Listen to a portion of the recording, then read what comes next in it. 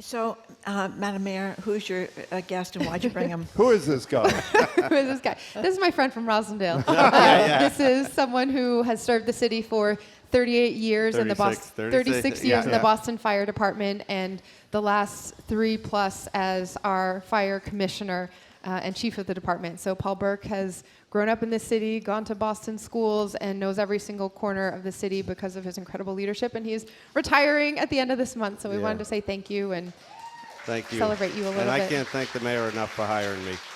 I still don't know why she did it, but I appreciate it, Mayor. Thank you very much. You know, before you go, and congratulations on your service, and we wish you lots of luck. I mentioned you off the air. You had a very generous thing to say about your successor, who I'm hoping will join you next time you come, so we have perfect symmetry here. Tell us what you think about the next commissioner, who I believe is going to be sworn in on Friday, Mayor. Is that That's correct? Correct? Yeah. Well, Rodney Marshall is his name, and the fire department is set up with the commissioner and 2 people underneath him that are chief of operations. And when the mayor hired me, we hired Rodney Marshall also as one of the chief of operations. So me and Rodney have been equals. I might have the title of commissioner, but he's been by my side. He has great instincts. He supports everything we've done. We've had some tough times doing certain stuff within the department, but we've got through it, and I don't think there's one instance that I can think of that he went in opposite direction from. Before you go, diversity has always been an issue within the fire department. How important is it to have the first black commissioner? Oh, it's very important, very important. We're also working with the cadet program that's diversifying the department also, and he'll continue that. We've had the last 2 classes, we've had 7 women in those classes, so the women on the fire department, the number is increasing, and that's a great thing also. Commissioner, one last thing from me. Yeah. Looking back in your career, what has meant the most? What do you remember most about being a firefighter? I guess it's helping people, seeing the look on people's faces when they're in the worst part of their life. If a building is on fire or they're in an accident, you know, people need comfort and they need to speak to somebody and not to be afraid of what's going on, and to comfort them and tell them everything's going to be all right. You know, we're getting you out of here, or whatever the instance is. We take care of people. I really enjoy that. Going into a fire is something that's very unique in society. Not too many people do it, and it's, you know, people don't realize that there's no visibility, that you're crawling around, and then when you get close to the fire, it gets hotter and hotter, so you know you're there, and you hope you get the hose in the right place, and you hope that there's no people in there. Children tend to hide in closets or under beds, so we try to get, when we pull up, to see if there's anybody in there, ask all the people. And most times they say, yeah, somebody's up on the 3rd floor. We'll say, what room? And it's a really interesting thing to do, and it's frightening for everybody involved. You know, so. Commissioner, we again congratulate you. We wish you a lot of luck in retirement, and we hope to see you come to the library sometime, watch a show. Oh, yeah. Okay. You stand right there to ask the question. That's right. Commissioner Burke, let's hear it for him. Congratulations. Thank you so much, for joining for us. everything. And thank you very much for coming in. Before you continue, congratulations. Knowing you, I'm guessing what you brought us as. Oh, you okay? You okay?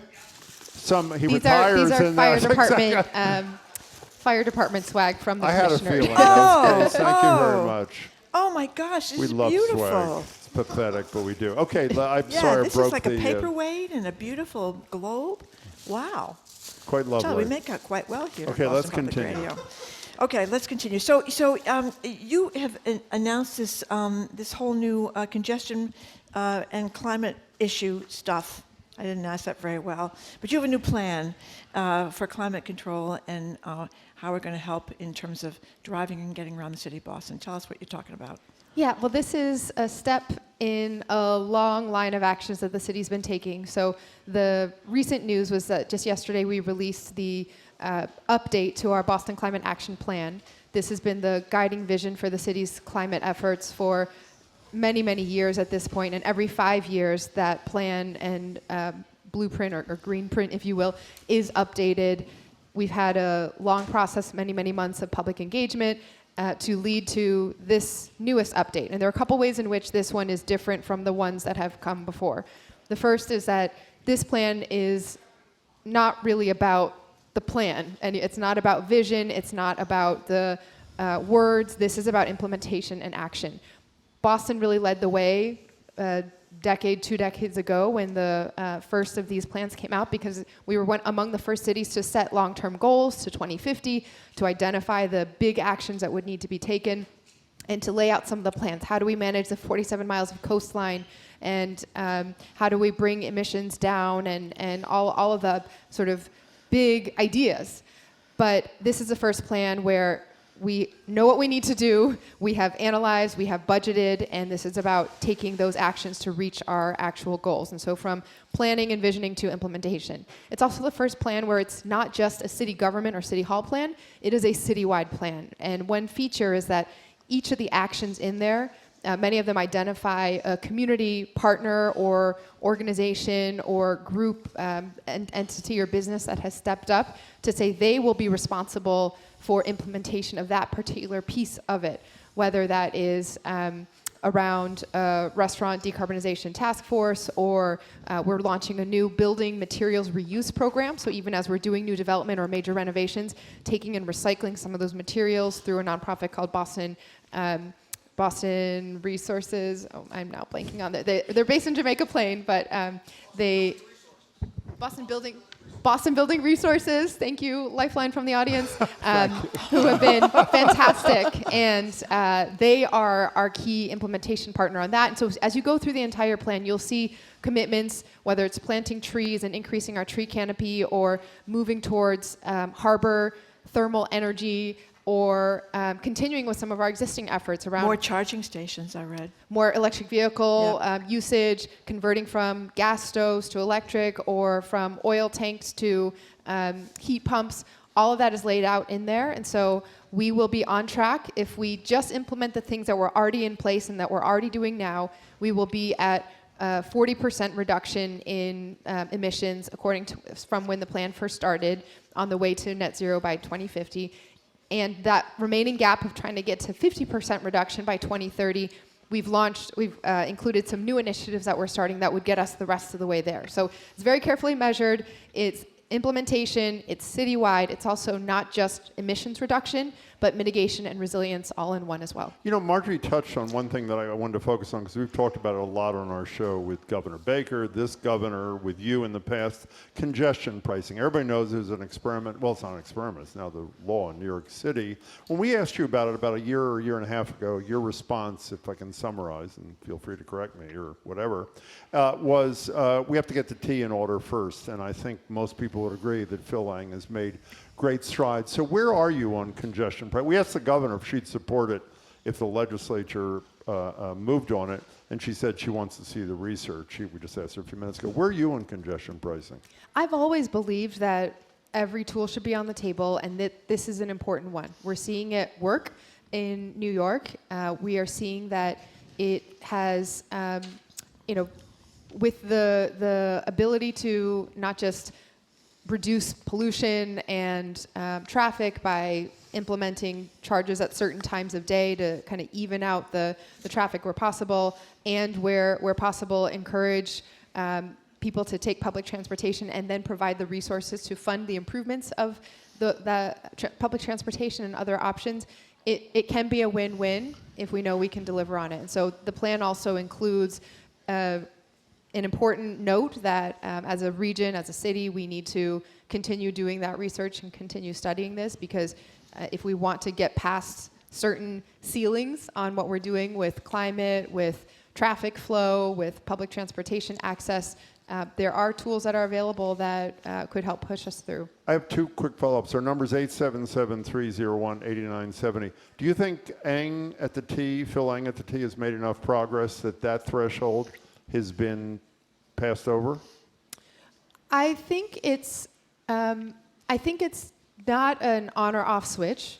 I think it's noticeable from what I've seen and from what I hear from daily commuters on the MBTA that the slow zones are gone, that there's much more reliability across subway service. I think we as a region need to have greater frequency and reliability in terms of how often the bus or train or especially commuter rail comes. It's a key part of, maybe we'll talk about this in a little bit, but all of the surveys from of who's planning to stay in the region, who feels they need to move or change direction. So much of that is also tied to how you can get around and how exciting it is to be able to be in person, come to work, have a vibrant downtown and commercial corridors, and that is directly tied. Whenever I do a town hall with our largest employers, I hear we want more frequent and reliable public transportation access. And so we're not there yet. I think we've shown we have the capacity to do it,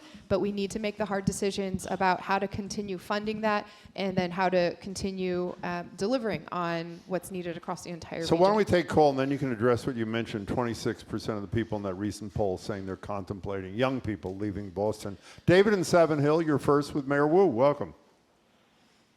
Well, hello, and Mayor Wu, thank you for your leadership, standing up for the state, even when you had your child with you. Much admirable bravery there. I'd like to ask you about how it's getting dangerous. It's been dangerous to walk in Boston. There's essentially no police presence. Red lights are now advisory. Always a few people blowing through, accelerating through them. No one getting tickets. There are mopeds everywhere, up and down sidewalks. No police in sight on a busy Friday night when people are out and about. No police in sight. People double and triple parked, picking up food for their customers. It's out of control, and it's dangerous to walk. So what's your question for the mayor, David?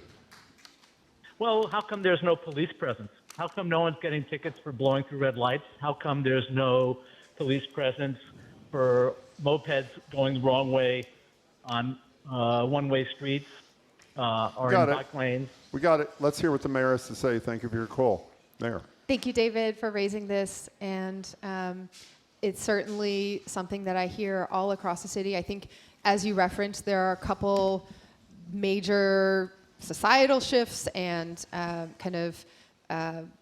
changes even in recent years that have led to increasing dangerous driving, whether that is distracted driving, people being on their phones and more connected to texting or looking something up or just sort of having the phone ever present, or apps that are now able to direct you through Waze or Google Maps to, you don't have to know how to get there when you set out. It'll take you on the fastest, less trafficked route, even if that means going down a residential side street. And so we're seeing more and more of our streets becoming major cut-throughs than just the major arterials where traffic is, the majority of traffic is supposed to go. We also, I think as we've been seeing increasing traffic return post-pandemic, everything kind of quieted down during the pandemic, and then as things have come back, some of the patterns and habits have not settled to legal compliance. And then, as you point out, food delivery and the very quickly and very broadly expanding use of delivery vehicles, whether it's mopeds or scooters, has been a huge safety risk that we have seen in the behavior of some of these vehicles and in where they're traveling. And so there are a couple things. I'm going to try to tick through a few things that we've been doing. One, just on food delivery and these particular kinds of vehicles. The city did pass an ordinance that requires the 3 largest companies who operate food delivery, Grubhub, et cetera, to hand over their data because they have tracking systems connected to the delivery apps that their drivers are using. They know when the drivers are going the wrong way or driving too fast or exhibiting otherwise dangerous behavior. And we need to have compliance and regulation from the companies that employ these drivers, many of whom are trying to feed their own families and subject to working conditions that are forcing them to make too many deliveries per hour in order to get a little bit of pay. And so there's a larger conversation about the incentives and the control that some of these employers are exercising, and really holding them accountable to safe behavior as part of their business model is something we're really exercising leverage over. We have had operations to take illegal scooters and mopeds off the streets. Every summer, hundreds are removed from the streets, and BPD has many enforcement actions, particularly in certain parts of the city where that behavior, that dangerous driving is seen, and it can be connected to vehicles that aren't properly registered and therefore can't be held accountable. And so we're directly getting those off the street. We also have been working to ensure that we're analyzing our streets and doing frankly a whole revamp of how we address and provide safety investments on streets depending on what kind of function it is most used for. There's a different treatment for our major roadways that are the large arterials where we want traffic to be moving as smoothly and faster so that people can get where they need to go. And then our residential side streets should be quiet and should be slow, calm, and places where people are walking. And many of our streets, as more and more areas are becoming more residential because we're building the housing that we need, we're also thinking through then what does that mean for residents who are needing to be in the areas in and around the larger streets as well. So that's some of the complications that we're working through. There are different interventions that are possible, from raised crosswalks to speed humps to changing the design of roadways, and we have been working through some of the major corridors. There are several under construction right now: Cummins Highway, Congress Street, and Sleeper Street. That's getting a major redesign with new protected cycling infrastructure and much safer pedestrian access. Harrison Ave is undergoing improvements. We'll be doing a lot of repaving and roadway maintenance ahead of the summer as well, to be in tip-top shape for when we are welcoming huge crowds from around the city and around the world for the events that we'll be hosting. But overall, I would say we want everyone to be safe. Our reputation as the safest major city in the country extends also to our streets. A responsibility to also ensuring that includes our streets. And so our streets program is working to ensure that every neighborhood has the direct connection and engagement and data that's being collected so that we can help deliver that. Anne in Jamaica Plain, thank you for calling. Hello, Ann. Hello. I'm calling about the April 2nd Streets Project review that was submitted to the mayor last year by BTD. And I'm interested in data, and I requested almost a year ago, some data that would supported the recommendations in this Streets Project review. Things that I thought would, help the mayor make decisions based on, using the data to make decisions on getting rid of bike lanes and bus lanes and so forth. So one, I want to know what is, over a year ago, this Streets Project review was issued, what has happened since. But also I want to comment on, 2 weeks ago, I finally got a response from the city on my public records request. And I asked for meeting notes to substantiate some of the conclusions in the memo. I was told there are no meeting notes. I asked for ridership data on bus and bike lanes, and I was told that the city of Boston doesn't have any. I have to go to the MBTA. I asked for bike counts on certain streets, and I was told that just take your own time and look them up on the dashboard, the city's dashboard. Hey, Ann, the list is getting so long, I'm afraid. Yeah. It is. I'm not being critical. Data. I hear you. I think the mayor hears you too. Let's let her respond to your concerns. Mayor? Thank you, Ann. And I'd be happy if you have more specific follow-up on there about particular streets or projects or roadways where we do have the data to engage more in what we can make available to you. It sounds a little bit like you're trying to understand what basis existed for the internal report that was issued to me and what has come of it. And so let me start there, because I think, whenever people are asking for data, it's usually for a certain purpose, and I think I understand what the purpose of your request was.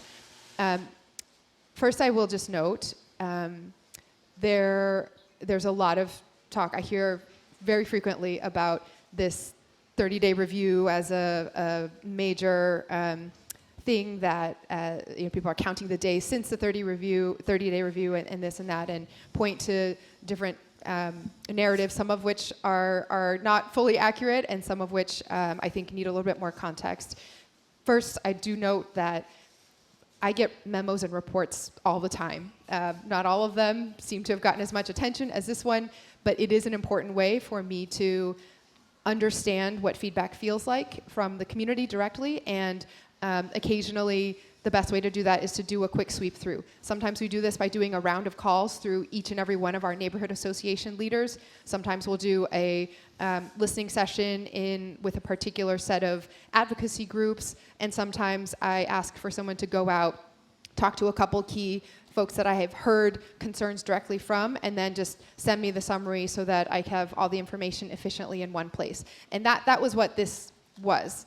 I want to share a couple of reflections on how streets had been going prior to that effort, where I directed the team to go collect some more information, and then what we've been doing since then.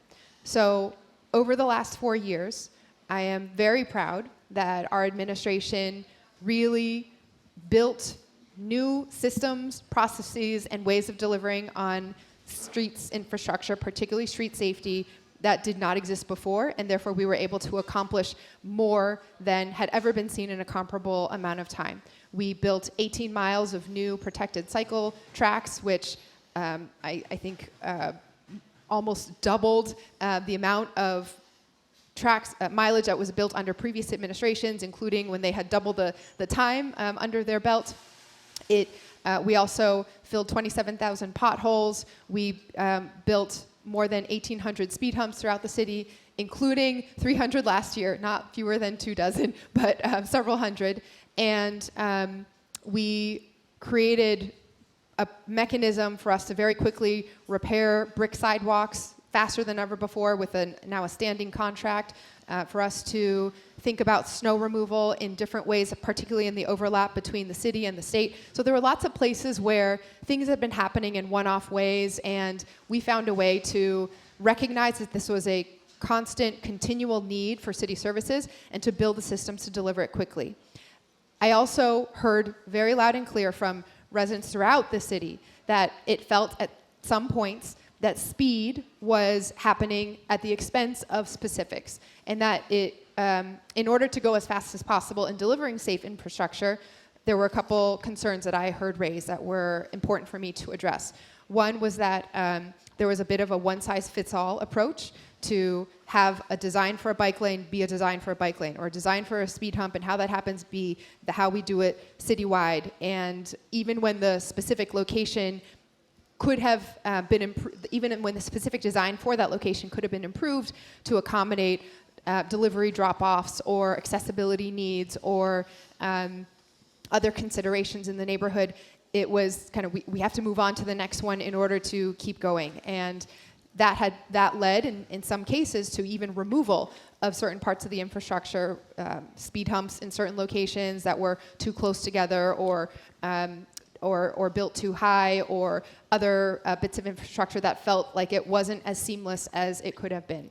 We also had a siloed, I think unintended, continued siloing that led to certain things falling to the bottom or lower down on the list. So as we were pouring resources into doing speed humps for the very first time to a scale never seen before, street repaving fell down the list, and we saw our streets suffer because we went from repaving on average about 20-25 miles of roadway a year to 10. And so last year we caught up and repaved 50 miles, but there was a little bit of a separation that then led to uneven implementation of this initiative versus that one. And now over the last several months, we have revamped those processes so they work together. In fact, the places where we should be installing new safety infrastructure aren't the ones separate from repaving at all. Where we need to repave and where we need to fix the condition of our streets or crosswalks or sidewalks is actually where we should do the evaluation for what other safety infrastructure needs to be installed at the same time, saving costs.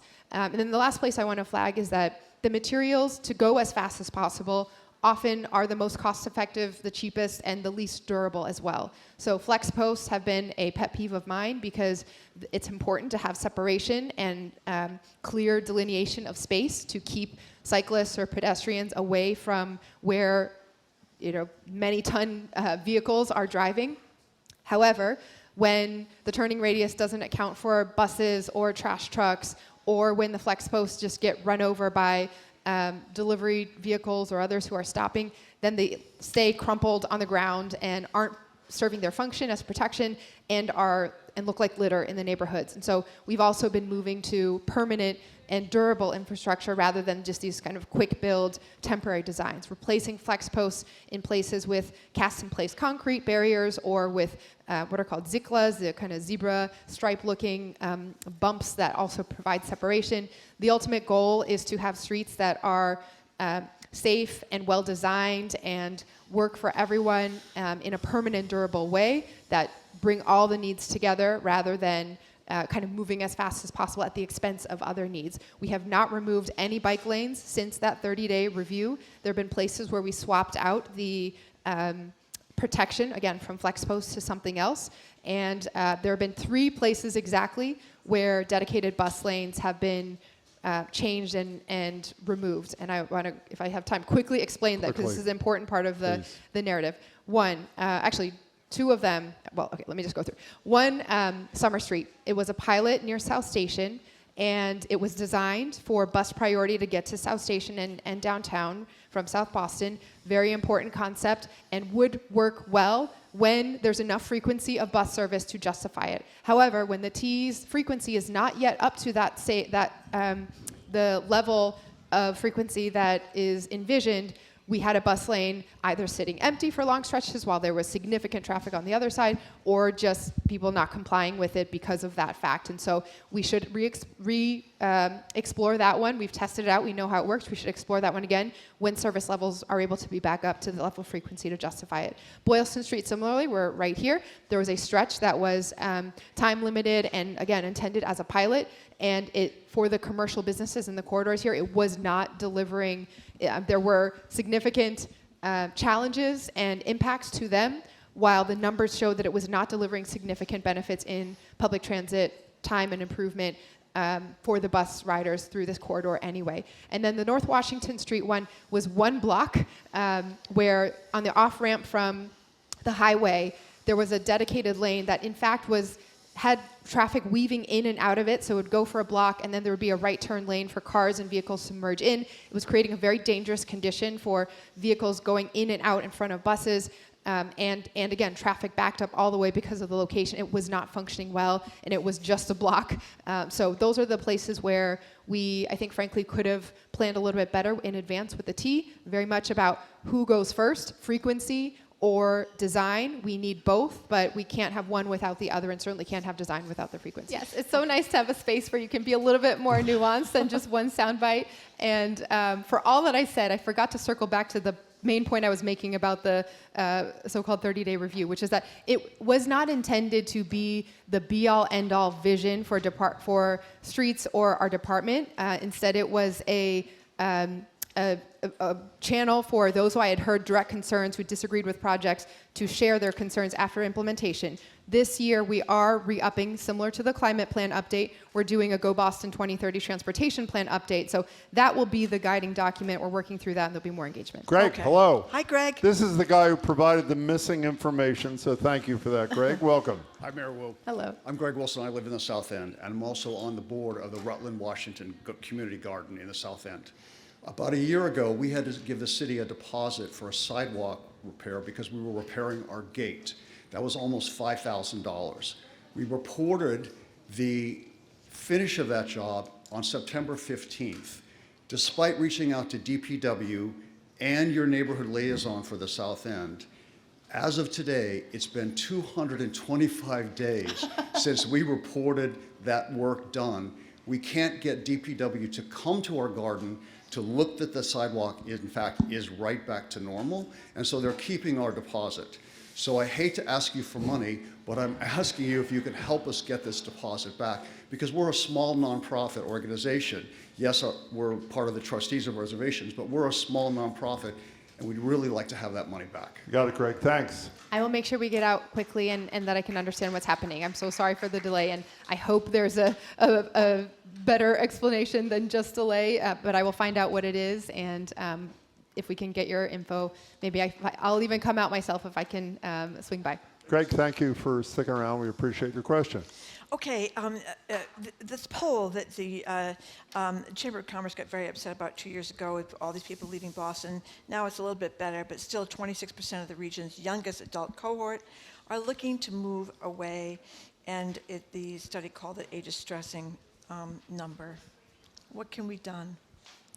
Yeah, this is an issue that, for as long as I've been in government and involved, we have had various efforts and the need to address. I remember when I was first running for city council in 2013, the mayoral race happening at the same time, one of the big issues was how do you make Boston more fun? And that led eventually to Governor Patrick and the late night tea pilot at that time. And so we've had multiple, many years of thinking through how do we keep and retain young people, families here. I think, I'll just make a note that ultimately this is silver lining is not the right word, but ultimately this is we're lucky to have this problem, I guess is how I would say it, because this is a conversation recognizing that we have one of the greatest, most enviable strengths of any city, which is greatest density per capita of universities, constant sources of new ideas and young people and research and talent coming in from all around the world. And our issue is, how do we keep that talent? How do we ensure that talent growing up right in our neighborhoods has access to all of these opportunities and also can stay and continue to keep roots solid and strong here? There are a bunch of pieces to that. The survey was very helpful because it also highlighted that people are very clear what the challenges are. It's the cost of housing.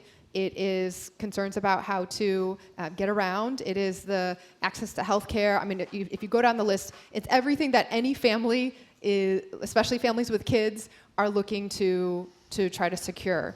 That is exactly why we have been laser focused on making Boston not just the safest major city, but the best city for families, best place to raise kids, to have families of every generation. I am an example of one of these sandwich generations. We have our seniors who have built everything, who we're caring for and continuing to learn and benefit from. And then we have the little ones and everyone in between. So we've produced, over the last 4 years, created more than 18,000 new units of housing have been constructed or are in construction right now, including affordable deed-restricted units. We have permitted thousands more.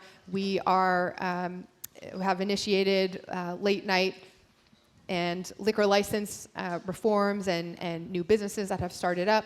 We've been partnering around arts and access to amenities, bringing in all of our major anchor institutions. But overall, this is a lucky problem, and if we can unlock how to do more in making Boston more affordable, more connected to the incredible resources that we have, we are going to continue to be the envy of cities everywhere. Can I ask you, I'm sorry. I was just going to ask you Okay, a quick sure. follow-up on Sure. housing. It's not a lot, but it's something. We've talked a lot about the big vacancy rate downtown post-pandemic in office space. 29 buildings have been converted from office space to apartments. The guy who just won the Mass GOP endorsement for governor in a landslide, Mike Minogue, was flying over downtown, talked about what they were doing there is developing the next slum, which I thought was an odd thing to say for a guy who wants to be the governor. But in any case, what about downtown He office? said that about downtown. He said that to which- BUR. His quote In was, BUR, all they're yes. doing is developing the next slums. He was flying over About Boston. downtown Boston? Yeah. About these He conversions. was flying over Boston in a helicopter, riffing on how commercial property values have plunged downtown. This is from BUR, as Jim said. In a video of his ride with a podcaster, he lamented the lack of new construction, argued that spending billions to convert office space won't fix the city's housing problem. Quote, as Jim just said, all they're doing is developing the next slum. Well, look, I will be the first to say that there's a lot more work to do, and we are nose to the grindstone every day trying to address every single block of sidewalk and every single street light. But it sounds, frankly, like someone running for governor has not spent time in our neighborhoods if he's afraid to be in downtown Boston. I was with my children and my husband and 100 other people on Boston Common. I forget if it was Friday night or Saturday night. Anyway, 9 p.m., 9:30 p.m. It was Massachusetts Space Week, and all the local amateur and very expert astronomers had their telescopes out. I got to see Jupiter with my children and all the 4 moons that were visible from a telescope that someone had built with cardboard tubes and a glass that they had grinded down by hand themselves. Wow. People were all about walking around. Again, 9:30, there were ducks walking by that the baby was fascinated with. People walking their dogs, stopping and saying, "What's going on? Oh, I want to see Jupiter too." It was incredible. And not too long from now, we'll have free Shakespeare on the Common. We just cut the ribbon on Uniqlo, taking up a space in the old Barnes & Noble that's been vacant for 20 plus years. 1,800 units of gorgeous new housing in this office to residential conversion. I have brought houseplants and housewarming gifts to some of our residents and seen the inside when these older, beautiful, beautiful buildings get renovated with such care and turned into new housing. So yes, we certainly have things that we need to continue doing, but it is incredible here, and it sounds like someone needs a reality check. It's the downtown, the financial district downtown, where there are these office vacancies. I mean, I remember a while ago, people were saying, "Oh, that's too hard to do, no bathrooms, etc." But is it possible that this could be done on a larger scale to make a big difference? Yeah, we have without too much 1,800 units expensive? already in the pipeline, and just learned that now we'll add several hundred more with another major project in the downtown crossing area, also opting in. They one of our great partners who is very involved downtown, and Synergy has been betting big on downtown Boston for a long time, secured some investment from a Japanese investment team who also see the value and believe in the direction that things are headed. And so that will be a major conversion of all new residents as well. We have new zoning downtown that's going to continue to unlock opportunities, new filings coming soon for buildings that will be developed there. For 6 straight quarters in a row, foot traffic has been increasing in downtown Boston. We have, I think the number I remember from the Uniqlo notes was something like 79 new businesses have opened in the downtown crossing area in just the last 4 years, and we are feeling the momentum and celebrating new people coming all the time. I would welcome anyone who's interested in being involved in this community or this state to actually come see what's happening. So I have a housing follow-up. Bill, if you want to approach the microphone here, we'll get to you in a second just so we're ready. Mayor, we've spoken to you a lot about rent control through the years you've been here. There was a local option rent control matter that you put before the legislature. They didn't act on it. There is a question that is likely to end up on the ballot. The governor who preceded you here said she's voting against it. You originally said if that was the option, you'd sit it out, but then you told us that last month or the month before, if that's the only thing before us, you would reluctantly, I don't know if that was your word, vote yes. You, I think, indicated, and lots of others have, who support rent control, that even if this is not the right solution, this particular measure, the legislature should do its job and address the issue. As you know, overwhelmingly in Boston, people support rent control. We saw those polls. The city council does. You do. Have you spoken to any of these legislators about crafting an alternative that might avoid an outcome in November that a lot of people who support rent control wouldn't like to see? Yes, I very much hope that we can reach some sort of resolution, and I know community members and advocates, people who represent residents across the Commonwealth who have been displaced because of ridiculous and unnecessary rents being jacked up, who would have been protected under proposals that the city has put forward and passed that would have put very reasonable guardrails around rent protections. They are hoping for some resolution. I hear from developers and folks in the real estate world who are recognizing that there are decisions and signals being sent in global investment markets about policy choices that are happening here, and it would be great to have some resolution that allows for housing production to continue and to continue to make investments in renovating and updating buildings while we also protect tenants and stabilize our communities. I know the legislature's sorting through a lot. I think this is another reminder of how different the situation is here compared to other parts of the country where cities do not have the power to make basic decisions about things that affect their residents without going to the state legislature. It is extremely frustrating that anything from liquor licenses to our own taxes to policies protecting rents and offering common sense regulations have to be held hostage by those who aren't directly impacted because they don't live in these specific communities. My preference all along has been for local option, repealing the statewide ban so that communities, like they did back in the day, can exercise their judgment in how to protect their residents and achieve that balance. We even took the step of putting forward a proposal that showed exactly what our balance in Boston would be. It was passed, the first rent stabilization local ordinance to be passed, home rule petition to be passed in Boston since the ban went into effect, passed by a very wide margin on the city council.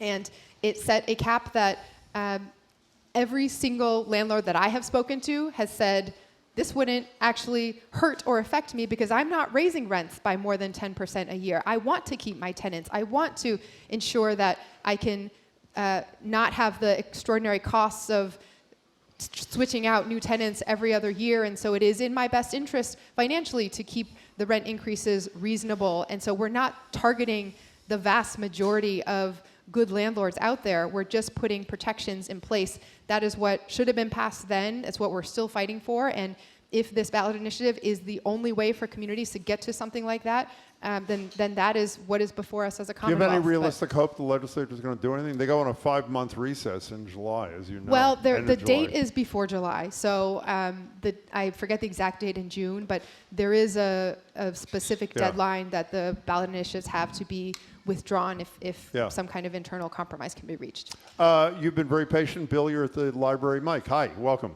Thank you. Greetings, Mayor Wu.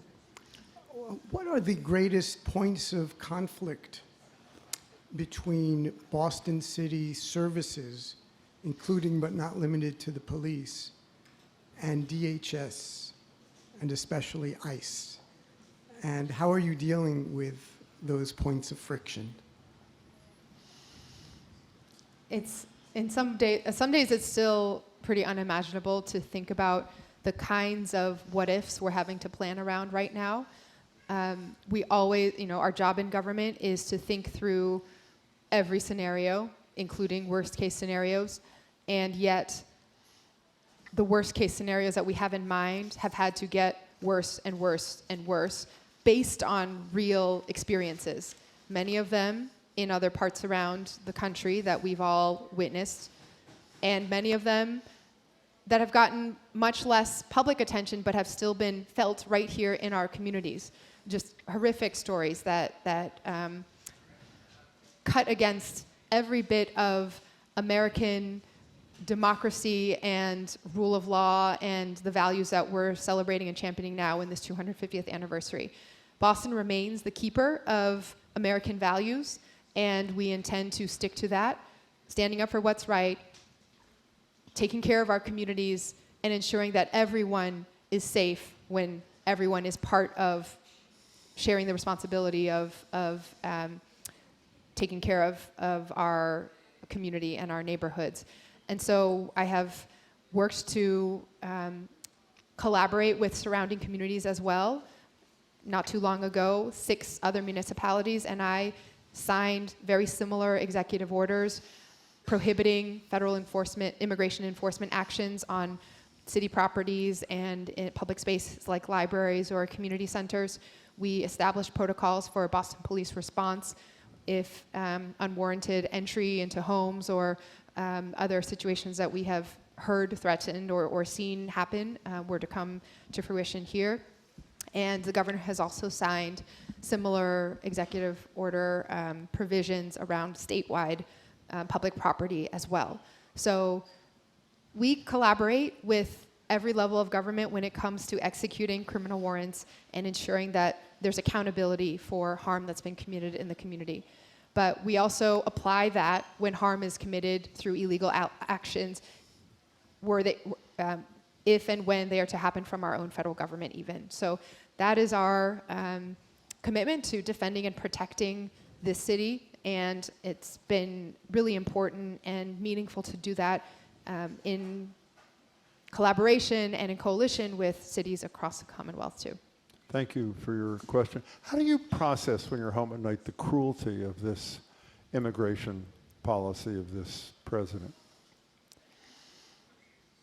I just hug my kids, and sometimes I think about what my parents went through. You know, I'm the oldest kid to immigrant parents, and how much they sacrificed, how much, you know, I think sometimes when you're just only familiar with a place, you can take many parts of it for granted, and the beautiful becomes routine, and growing up with that constant sense of how outsiders and people who chose to come to this country see everything, it almost felt miraculous, experiencing what it meant to get to know this country, feel like they were growing a sense of belonging and eventually becoming U.S. citizens and fulfilling a lifelong dream. And when my parents vote, they do so with the nothing would be able to stop them from exercising what is such a precious, precious right for them, that feeling of belonging to this incredible place. And I know we will survive the next several years, 2.5 years under this federal administration. And we are going to continue to fight as hard as we possibly can to protect what we need to protect in the meantime. But there's going to be a major rebuilding period after that. People will still need examples of how to not just survive, but progress. And our eyes, you know, what I feel, the sort of anger mixed with determination, mixed with just, I'm going to do what it takes to protect my kids and all our kids out there. We have to find a way to be laying the groundwork for what comes next, and to do whatever we can to be the example and the proof point of what progress looks like, of who Boston is, and really, through that, who America really is. We only have a minute left. You said, I know we'll survive this. I don't know that. I want to be convinced. Do you say that because you feel you have to as a leader, or do you believe that in your heart that we survived 2.5 more years of this? No, I mean, growing up, I didn't feel that connected to American history, right? My parents arrived in this country in the 80s, and so, you know, all of that was, you know, AP US history, all of that was sort of studying people that weren't direct, you know, ancestors of mine or connected. But I've made an effort as we head into the 250th to read all the history, to watch Ken Burns, to do all that. And we've been through tough times before. Whenever this country has needed us, Boston has stepped up. We have paved the way. We are the keepers of the common good, of America, and we are going to continue to show what that means to fight back and to do it with everyone as part of our community.